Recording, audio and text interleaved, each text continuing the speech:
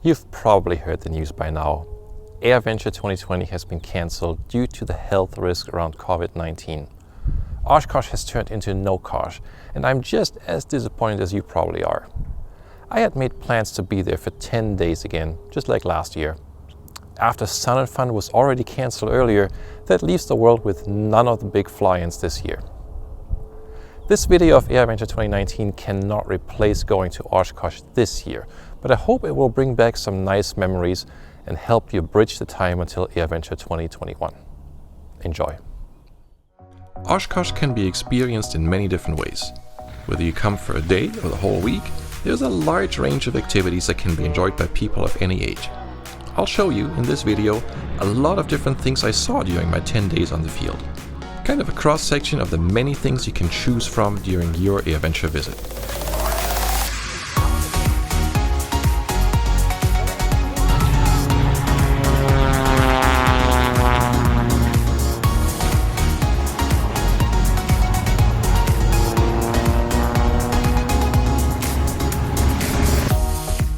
You can drive to AirVenture, of course, but I chose to fly in with the Bonanza, and I did that fairly early, on the Friday just before the weekend when most people normally fly in. I flew the famous Fisk arrival procedure, and you can see in the time-lapse here just how busy it was in the air and how many airplanes were headed to Oshkosh already, before the rush of the normal arrival weekend. Oshkosh runway 27 and 36, pages 8 and 11 of the node. I'm reaching ripon, check out an aircraft at similar speed to follow northeast along the track, half a mile, 1,800. Alright, let's configure for 90 knots. Almost at Fisk, I'm waiting for the controller to tell me whether to continue straight ahead for runway 27 or make a slight right turn for runway 36. Bonanza, half mile southwest, Fisk. Start your right turn 090 please, runway 36. Good turn, thank you. It'll be left base for runway 36. Don't forget your gear. Monitor tower 126.6. Thanks for coming. Welcome to Oshkosh.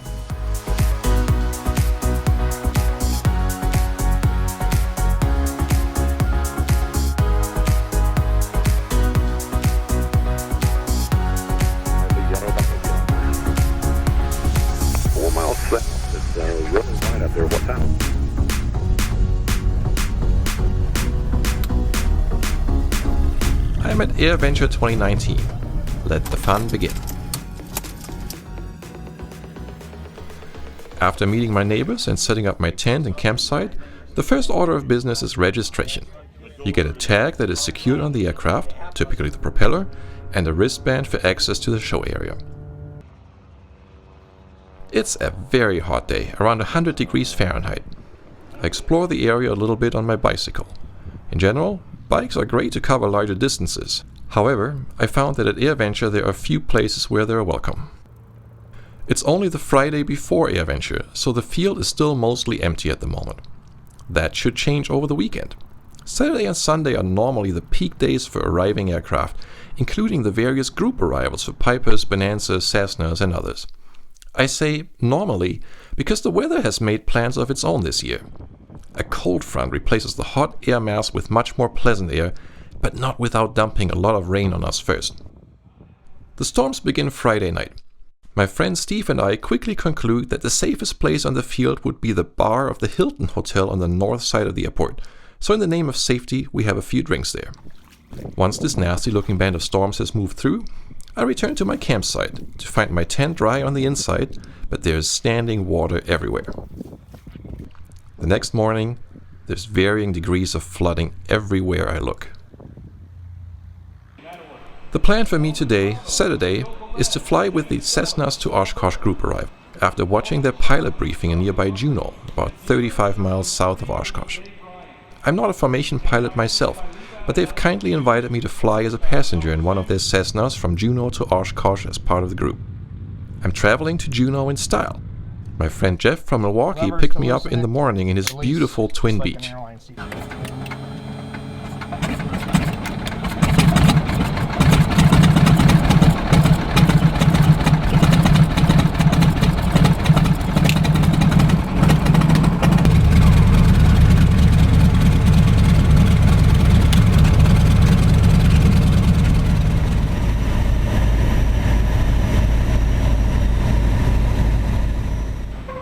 If you're sitting here and you're looking at me wearing this hat, you're at Cessnas-to-Oshkosh. Give yourselves a hand. Okay, no more than 5 seconds of the same element. No more than 5 seconds between takeoffs. Okay, so when lead takes off, 5 seconds behind that, 2 needs to start accelerating. 5 seconds behind that, 3 needs to start accelerating. Okay? And then I'll give you your inner element brakes here shortly. As if it hadn't rained enough yet, there's another wave of heavy rain during the briefing, and all sorts of backup plans are being discussed with the tower and EAA in Oshkosh. So right now, we are in consideration for a 7 or 7:15 arrival in Oshkosh, and that will be decided at 5 o'clock when EAA goes out and checks the grounds. Right now, they said their John Deere Gators are sinking in the ground. And then it rains again. In the end, the precipitation adds up to more than 5 inches in 24 hours on the already saturated ground. The grass surfaces at Oshkosh are a complete mess, and while flying conditions improve rapidly after the rain moved through, there's no way airplanes can taxi through the grass.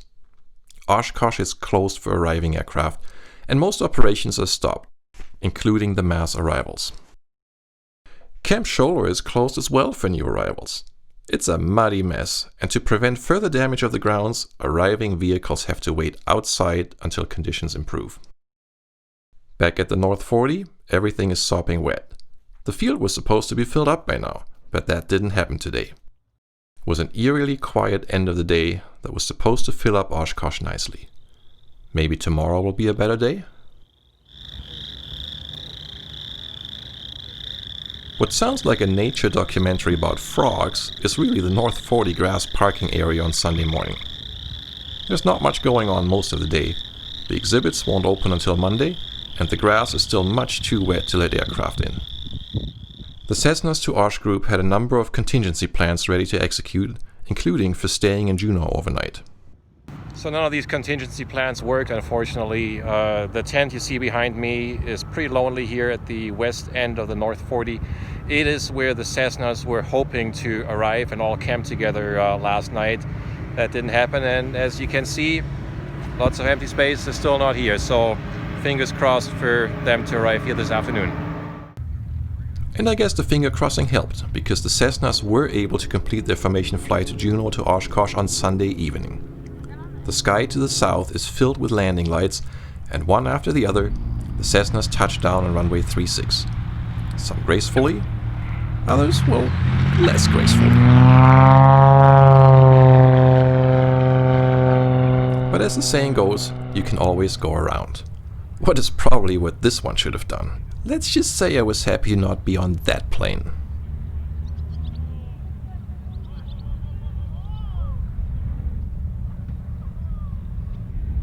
Here you can see what must be a very rare V-tail Cessna that came with the group. And it goes on for quite a while until they're all safely on the ground. Not all the group arrivals were able to fly to Oshkosh in 2019, by the way. I was hoping I'd see the Bonanzas in their famous B2Osh group, but it wasn't meant to be. I did see the group at their dinner a couple of days later though. And then, after the weekend, the show begins for real. The exhibits open, the forums and workshops start, and there's a big airshow each day. Depending on what time I wake up, the field can still be sleepy and quiet, or already buzzing with activity. After getting showered and dressed, the next stop is breakfast. Most days that takes me to the Red One Market, a small convenience store right on the campground.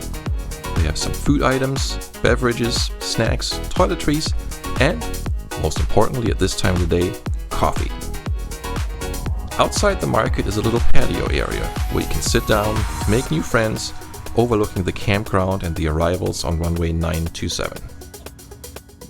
A couple of times during this week I take it up a notch and have breakfast at the North 40 Cafe. It's a sit-down place serving breakfast, lunch and dinner with the same nice view of the flight line. As the field is getting drier, they are allowing more and more planes to land. Only light single-engine airplanes at first, Then later, everybody is able to land and park at Oshkosh. The weather is actually really nice now for this time of year. Not too hot and not humid at all. Aircraft inbound the Fisk arrival, 1,800 feet until you're in the downwind. Please keep it inside the gravel pit. Expect the base to beam the orange dot today. Turn the base. Turn your base now. Nice job. Overfly the orange dot if you can. Clear land green dot. High wing tail dragger, tighten up your downwind, please. T-tail file tail dragger off your nose there. They're going to be behind them, so if you can start slowing up just a bit for me. Outstanding. Nicely done. Appreciate that. High wing base of beam the orange dot. You just turn right, direct the orange dot, overfly the orange dot, clear land green dot. Then I get into the show area. AirVenture covers a large area, and even if you know the shortest way to get from A to B, it can be a long walk to get there. Fortunately, there are other ways to get around, like buses and shuttles to cut down the walking, or to take you to nearby places like the Seaplane base. Welcome to the Blue Tram headed south. We'll have 2 stops here at the ultralight. We'll have 1 stop at the ultralight barn at the north end, and another stop at the ultralight runway at the south end. Each day, there are hundreds of different presentations and workshops to choose from, to learn about an interesting topic or to perfect a skill. The good news they had for me was this first crossing of the Southern Ocean was the wind was forecast to be good. You rarely hear the words Southern Ocean and good weather in the same sentence. I listened to quite a few of these presentations and present on a couple of different topics myself. Like here, where I team up with another YouTuber, Baron Pilot, and we share some of the things we've learned about making flying videos. Meanwhile, there's a constant flow of airplanes both landing and taking off. During this week, Oshkosh is the busiest airport in the world, and to help make it work smoothly and safely, the FAA has a large team of their finest controllers here in the tower, on the ground, and also at Fisk for approach control. I was lucky to get an invitation to tour the tower, and the view from up there is simply amazing, as you can imagine. On Friday morning, a Boeing 737 from American Airlines gets ready to depart. This is a so-called honor flight. They take place many times around the country each year, bringing US veterans to Washington, D.C. for a visit of the memorials in the nation's capital. We'll catch up with them later in this video when their flight returns. At some point, you're probably hungry and want to get some lunch. Places to buy food are plentiful. However, and this is my one and only complaint after spending a week here, they all seem to serve the same food. And after a few days of eating burgers, fries, pizza, and yes, cheese curds, I just can't stand it anymore. This Subway sandwich place is about the best I could find. More options and healthier options would sure be nice. Maybe EAA could invite food trucks into the area to offer more variety, like they do at Sun & Fun. One day I followed an invitation over to the Seaplane base. EAA runs shuttle buses between the main airport and the Seaplane base. I get the grand tour of the base from Steve McCoy, the president of the Seaplane Pilots Association. This is one of my favorite places in the world, here at the Oshkosh Seaplane base. It's a little bit of a departure from the big show on the other side here. It does look a lot more relaxed than over there. Some shade trees, which you don't have out at the field. Right. Some water that you don't have out at the field, and a lot of beautiful airplanes.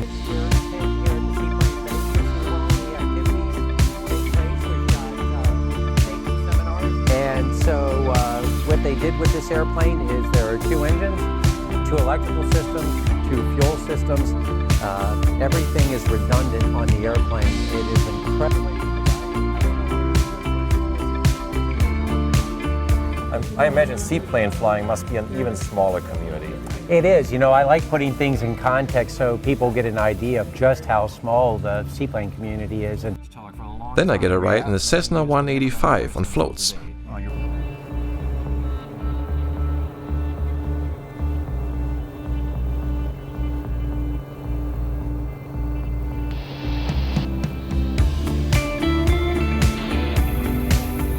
I've made landings on land that were rougher than this. Yeah.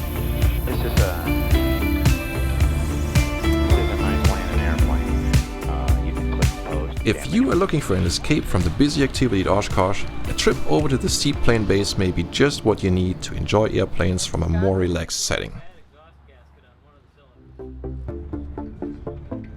Back at the airport, there are indoor and outdoor exhibits and of course thousands of airplanes to look at. Many of them are unique in terms of the history or just how good they look. Often you can talk to the owners to learn one-on-one about the planes and their history.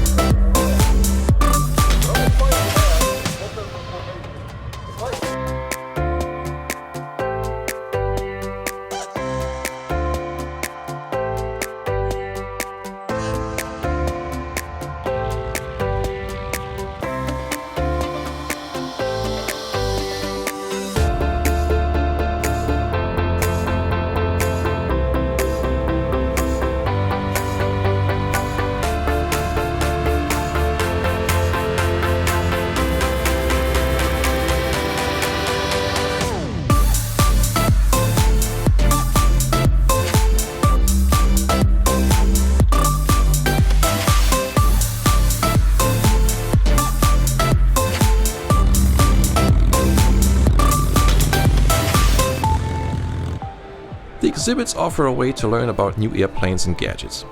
Many vendors offer show specials.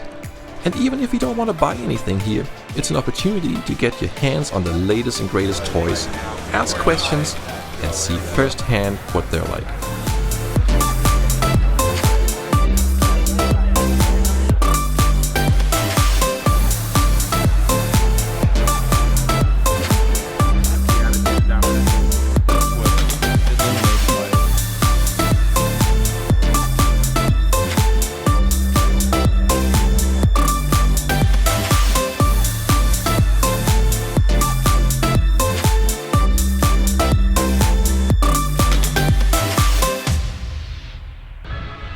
The number of beautiful and unique aircraft you will see at Oshkosh is second to none. It's a week-long paradise for any airplane lover, a true celebration of flight.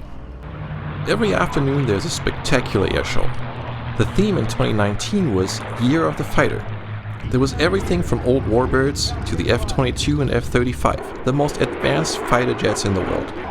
Bring your earplugs because this show gets loud.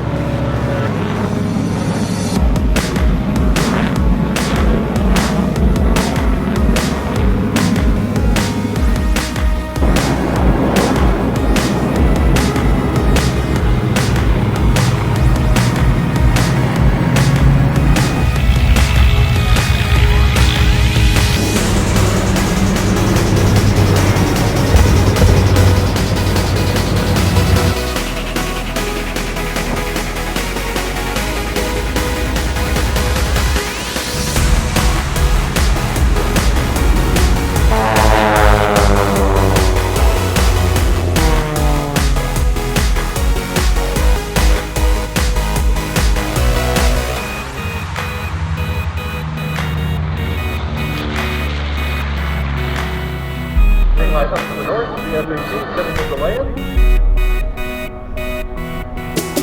4 miles away.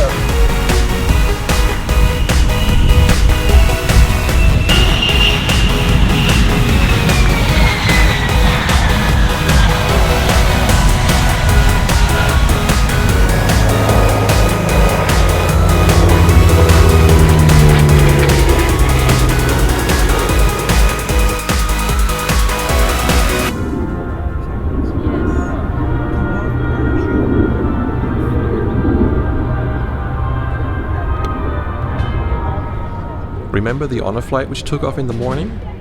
Here the aircraft is returning to Oshkosh in the evening, and what an experience it must have been for the veterans.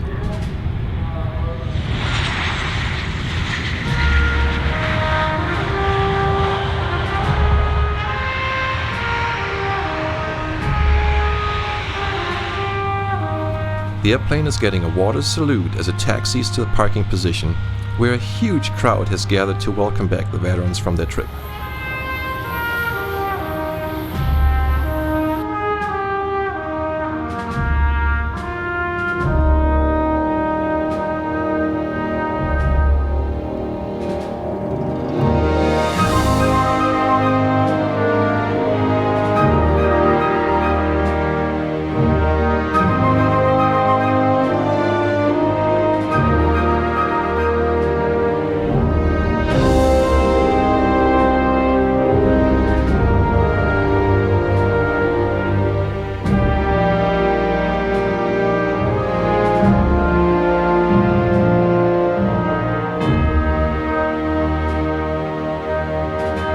To see the support and appreciation expressed by so many people greeting them here is nothing but heartwarming.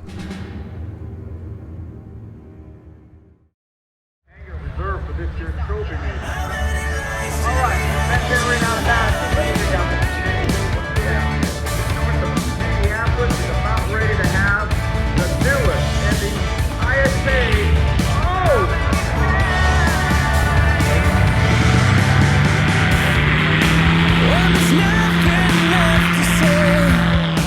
Well, the good time is over.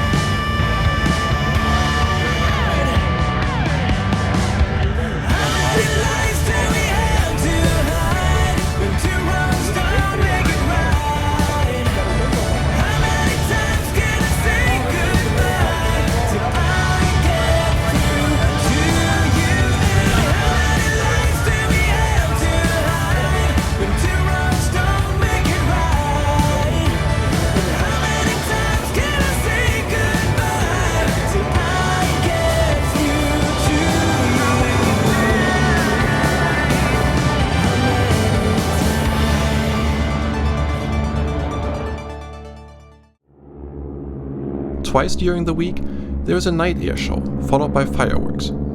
I must admit, I couldn't quite picture what a night air show might be like, and now that I've seen it, I can say it turned out great. Starting with a little daylight left, and then finishing in pitch black darkness, I can only imagine how challenging this is for the pilots, doing aerobatics without seeing the ground as a reference.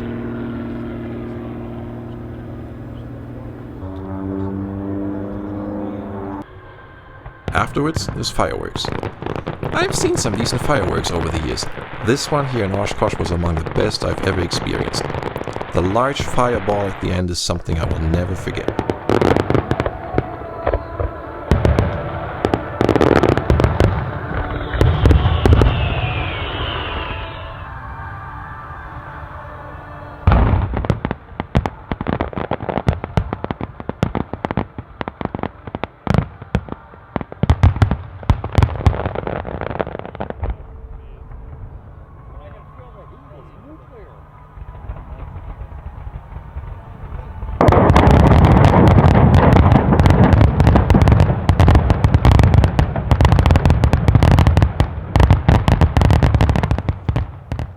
And then it gets quiet on the field.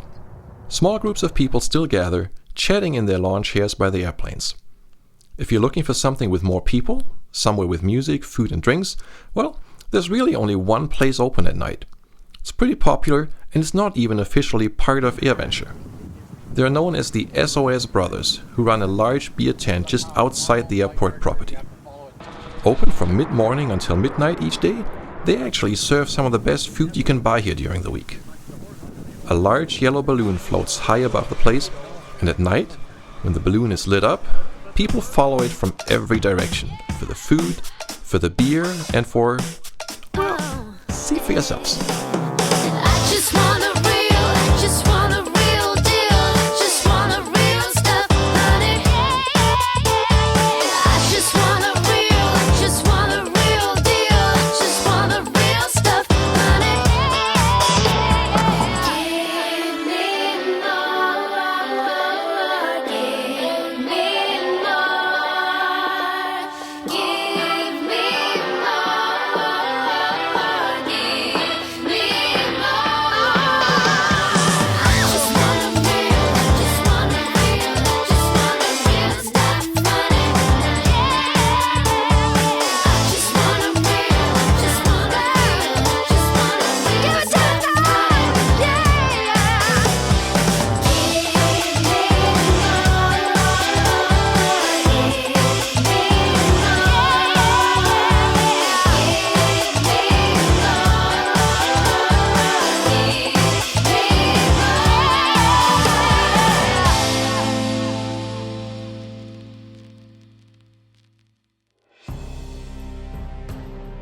And then another day begins at Oshkosh AirVenture. It's a unique opportunity to celebrate the joy of flight with so many like-minded people from around the world. By the time I took off to fly home, I had spent 10 days here, and all of it went by in a flash. I was really not ready for it to end yet. There was no question in my mind that I would come back here again for the full duration the following year in 2020. And as we all know now, sadly, that won't happen. The cancellation of Oshkosh will come at a price for aviators and for aviation. Realistically, EAA had no other choice but to cancel. And still, warbirds will not get to fly, veterans will not be honored by thousands, homebuilders will not learn some of the new skills they were going to acquire, and, maybe most importantly in the long run, the seed of aviation will not be planted in the young, in the kids we so very much need as the next generation of pilots, the kids we rely on to keep aviation going forward. There will be other, smaller flying activities later in 2020, and of course events like AirVenture and Sun and Fun will return in future years. They have to. Maybe they'll be a little different, and maybe they'll have smaller attendance for a while. And I will be back, of course. In fact, I already can't wait, because one thing I've learned over the years is flying is as much about people as it is about airplanes. Without the friendships between pilots, without the human interaction, flying wouldn't be half the fun it is. So let us hope that this crisis will be under control soon, and that large events like AirVenture can happen again. I invite you to share your favorite AirVenture memories here in the comments and your thoughts on how it might be different in the future. I hope to see you there next year. Until then, fly safe.